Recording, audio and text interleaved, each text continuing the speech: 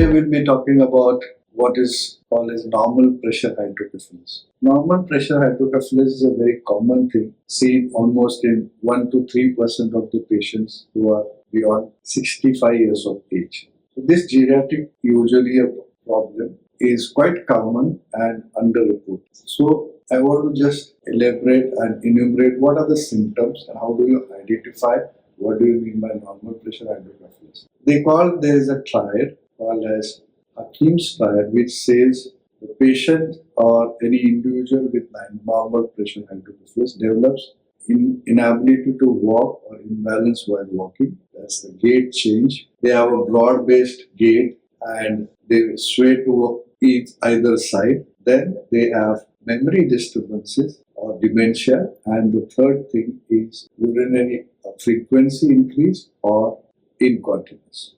Three of these or two or one of these symptoms are there. One may suspect that the person or patient might be having normal pressure hydrocephalus. Why it is called normal pressure hydrocephalus is the ventricles which harbor the cerebrospinal fluid in the brain, they balloon up. They are larger due to little slow drainage of the fluid or CSF from the brain to the spinal cord or around the brain. So this filtration system becomes slow and the fluid which normally has to drain out of the intracranial compartment becomes slow and static. That's why there is volume increase leading to pressure. Once there is dilatation, the fibers surrounding these balloon of bag of CSF, what we call ventricles, inside the brain, the fibers which surround them get stretched. So these fibers mainly control the gait, urinary control, as well as the memory fibers.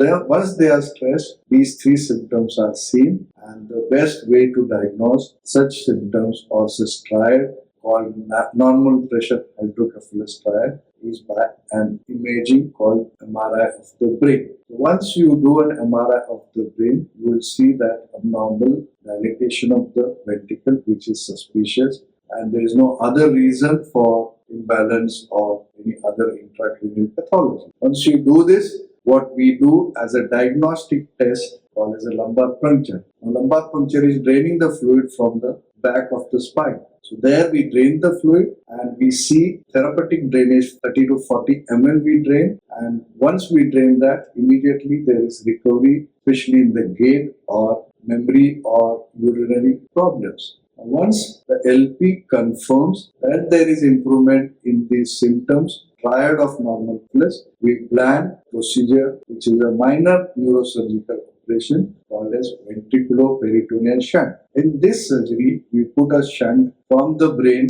These ventricles are connected under the skin and we divert the CSF, which is at high pressure, to the abdomen, leading to reduction in the volume of the CSF in the brain, and the pressure goes down, the ballooning of the ventricle comes down, and the patients have significant improvement. Now, usually we use programmable shunt so that we can adjust the pressure tailor-made to that particular patient, because the pressure may vary in individual and we can titrate the pressure after we do a shunt surgery. And patients who are diagnosed correctly, the most important thing in this is diagnosis. Once you diagnose the patients correctly of normal pressure, what we do is by therapeutic lumbar puncture and an MRI corroborated with that. This confirms the diagnosis. Then we offer a very rewarding procedure called as ventriculoperitoneal shunt. Trust me, as we see our patients who has given quote regarding the significant improvement after 1 week of post-shunt surgery, and then he's back to normal to his life. So usually these elderly gentlemen, they want to be very, very unique. They don't want to be dependent on any of the family members, because once you lose balance, they can become bedridden. They have urgency or urine problems and memory disturbance. This triad is very, very important, and a person can be debilitated. It can be a dependency on the family member, which can be helped by procedure by doing a ventriculoperitoneal shunt.